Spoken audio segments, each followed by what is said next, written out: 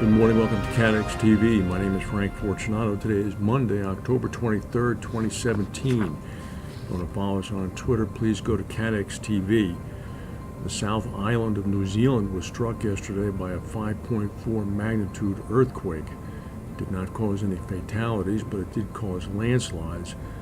This area was precisely where a 7.8 magnitude earthquake struck last year. This quake on Sunday struck near the town of Kaikoura. It was approximately 10 kilometers to the west of the town. Tourists and residents reported shaking, but fortunately there were no injuries. A strong typhoon has hit Japan, killing 3 people, injuring at least 30. This was Typhoon Lan, L-A-N. Made landfall at Shizuoka, about 110 miles southwest of Tokyo at 3 a.m. local time today. Wind gusts of about 123 miles per hour hit the country. The storm drenched many regions over the weekend as Japan voted in its national elections. Approximately 350 flights were canceled Monday. 500 flights were canceled yesterday. There were also reports of passenger trains getting stuck overnight due to blackouts.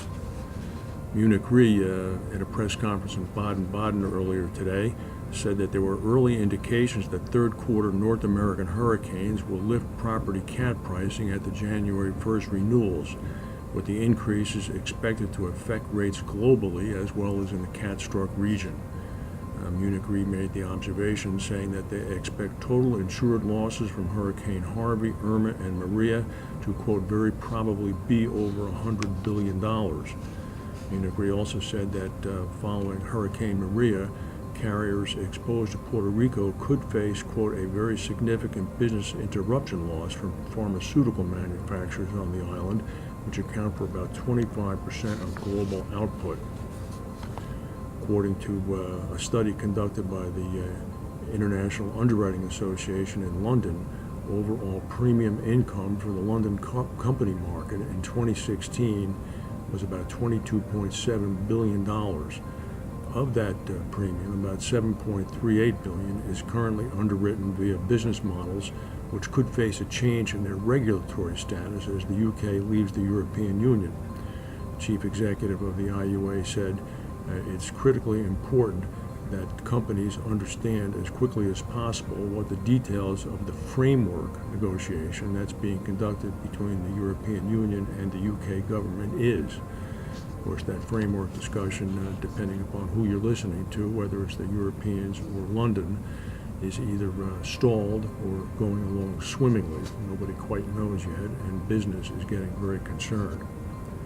The car maker BMW has confirmed that its head office was searched this week by European Union officials investigating an alleged cartel among 5 German car makers.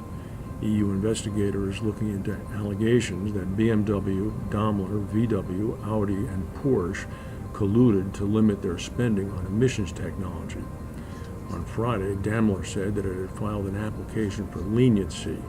The firm, which owns Mercedes-Benz, also has no current plans to set aside funds for possible fines. EU and German regulators are looking at allegations that the 5 companies collaborated for decades on many aspects of development and production, disadvantaging customers and suppliers. The UK financial regulator has fined Bank of America's Merrill Lynch unit £35 million for breaking reporting rules. The U.S. bank failed to report nearly 69 million transactions over the past 2 years. This is according to the UK's Financial Conduct Authority. Merrill Lynch's fine was reduced by 30% because the bank agreed to settle at an early stage. The bank said it had reported the issue as soon as it was discovered and was committed to following financial regulations.